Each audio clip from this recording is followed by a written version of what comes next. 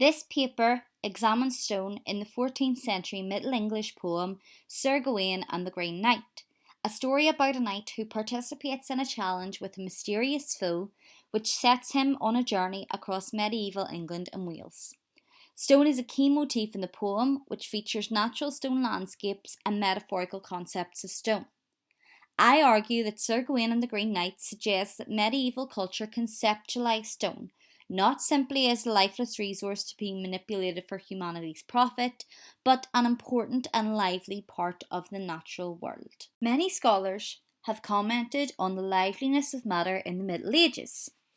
Medieval historian Caroline Walker Bynum explores how medieval cultures saw matter as inherently lively in her 2011 study of Christian artifacts of worship, Christian materiality, an essay on religion in late medieval Europe. Bynum adopts both Aristotle's and Isidore's definition of materia, which highlights medieval understanding of matter as that which comes to be, generates what is other than itself, and passes away. A definition which emphasises how material has a life cycle and purpose, much like humanity. She also remarks that the objects they use for worship and meditation, for the exciting and displaying of devotion, were made from matter: sheepskin, wood, pigment, silk, linen, and stone, and that these materials were, of course, pregnant with significance. It is within this living context that we can better understand the liveliness of stone in the Gawain poem. My paper contributes to a recent trend in scholarship that explores the concept of geonarratives, the idea that aspects of geology, such as stone and rock, can tell life stories through the lens of social geography. Such ideas have certainly been remarked upon by Geoffrey Jerome Cohen in Stone: An Ecology of the Inhuman. Cohen directly references the Gawain poem when he states that Sir Gawain's exploration through the rocky medieval landscapes illustrates how stone possesses a long history that extends into the Middle Ages, of figuring bare human life in order to deny anything more than a minimal existence to others, to enclose them within a frozen history, and to render them savage and expendable. I develop on Cohen's idea by uncovering how Gawain's relationship with stone in his adventure grows, and in turn allows him to eventually win the Green Knight's game in the poem's climax. There is much for contemporary society to learn from this study. It will encourage today's audiences to take inspiration from earlier civilizations to establish a more caring relationship with our natural resources, something which is vital in our current age of significant climate change. My paper will be structured in 5 parts. I open with a brief overview of Sir Gawain and the Green Knight. I analyse the poem's main antagonist, the Green Knight, and his presentation as a personification of nature, followed by an exploration of the landscapes of the poem and Gawain's own development into a knight with stony willpower. I finish with some concluding statements which consider how this work benefits today's society. Sir Gawain and the Green Knight is the largest of 4 poems found in the British Library MS Cotton Nero manuscript. It is dated to composition in the late 14th century and was written by an anonymous poet. The poem is a typical chivalric romance of the Arthurian canon, interestingly situated in a manuscript that otherwise consists of 3 religious narrative poems: Pearl, Cleanness, and Patience. The narrative tells of how the young knight, Sir Gawain, nephew of King Arthur, accepts the beheading challenge of the Green Knight, who intrudes on a New Year's Eve party in Camelot's court. The antagonist wishes to play a game. He declares that a knight may deliver a blow of his own axe to his neck on the condition that he may return the blow in 1 year and a day. Gawain successfully beheads the knight and, in doing so, wins the knight's axe. In a move typical of the casual blend of fantasy and realism found in Arthurian romances, the Green Knight picks up his head, presents its bloody form to Queen Guinevere, and departs. The story then follows Gawain's journey to the Green Chapel, the Green Knight's homestead, in the days preceding their agreed date. On his adventure, Gawain encounters many challenges to his chivalric values, both physical and mental, culminating in his stay at the home of Lord and Lady Bertlac de Haute Desert. Here we see the chivalric tropes of temptation, the exchange of gifts, and the impending beheading intricately linked together. Following 3 failed seductions by Lady Bertlac and exchanges of winnings with the Lord, the young knight embarks on his final journey to the Green Chapel. However, the second beheading has a surprising outcome. Sir Gawain survives with just a small wound on his neck from the knight's strike. The Green Knight, who is actually Lord Bertlac, transformed by the magic of Morgan Le Fay, reveals that the game was a test of Gawain's character, his ability to overcome temptation and honour honesty. Gawain is disappointed. He failed to succeed in the challenge by concealing one of the gifts Lady Bertlac bestowed upon him, a protective girdle, from her husband. It was this that led to some bloodshed in the final beheading. Gawain believes he has been branded imperfect in his chivalric values and returns home ashamed of his failure.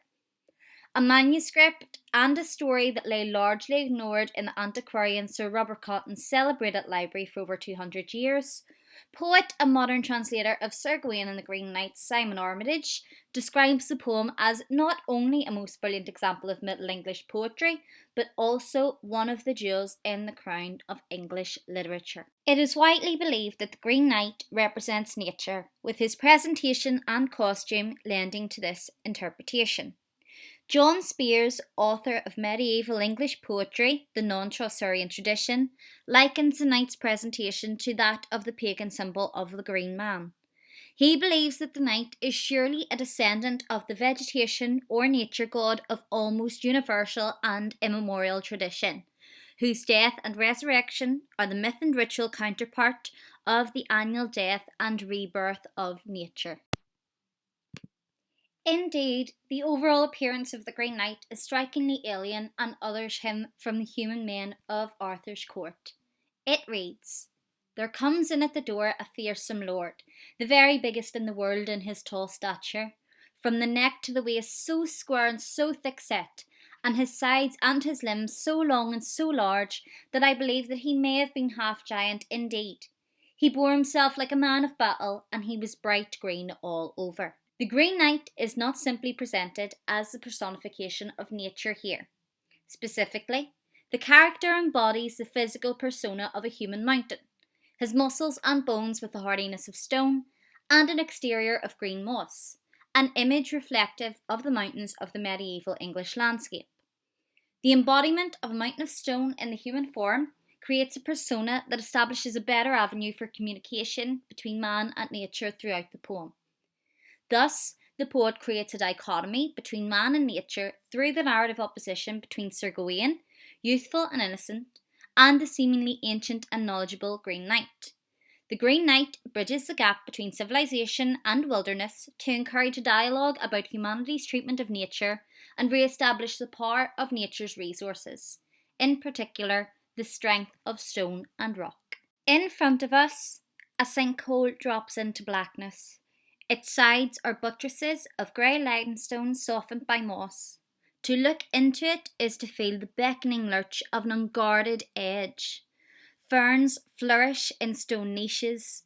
Nailed to the trunk of a beech near the lip of the sinkhole is a metal sheet, 2 feet or so high and blotched with algae. Written on it in black ink is a long poem in Slovenian. Its title means something like dehumanization or becoming unhuman, says Lucian quietly. The Slovenian highlands that Robert Macfarlane describes in his 2019 award-winning book Underland, A Deep Time Journey bear a striking resemblance to the landscapes of England and Wales that Sir Gawain travels through in his adventure to the Green Chapel. However, the similarities do not end with their appearance. What is more interesting is how both the rocky limestone of Slovenian sinkholes and the rocky hills and mounds of the English countryside are described by their writers as areas that can be threatening to human life forms. The stone which surrounds the Green Chapel adopts a villainous facade in the poem, and he saw no sign of habitation anywhere about, but high banks with steep sides and rough knuckled crags with gnarled stones. The clouds seem to him to be grazed by the jutting rocks. The poet's use of pathetic fallacy reiterates the idea that the ancient stone is a protector for the natural environment it inhabits. The huge rocky hills and the rugged stones described create a tone of anger and fear, as the stone adopts a monstrous persona that mirrors the description of the Green Knight's appearance. The frightening description of the location foreshadows the challenge that Gawain will face in this place and suggests that the stone aims to frighten off the intruder from its territory. The poet's inclusion of a motive stone exemplifies Jane Bennet's ideas about the capability of emotion and agency within natural matter. She states, "None of these are passive objects or stable entities, though neither are they intentional subjects. They allude instead to vibrant materials. Therefore, the vivid descriptions of the natural medieval landscape and the stone that characterises it indicate an awareness among poets of the Middle Ages that stone is a lively material that has the capacity for thought, emotion, and agency." Medieval understanding of the power of stone is further evident in Gawain's final confrontation with the Green Knight. It reads, "Quoth Gawain, I flinched once, yet so will I no more. Though if my head fall on the stones, I cannot it restore." Gawain acknowledges his wrongdoings and failure to uphold the chivalric code.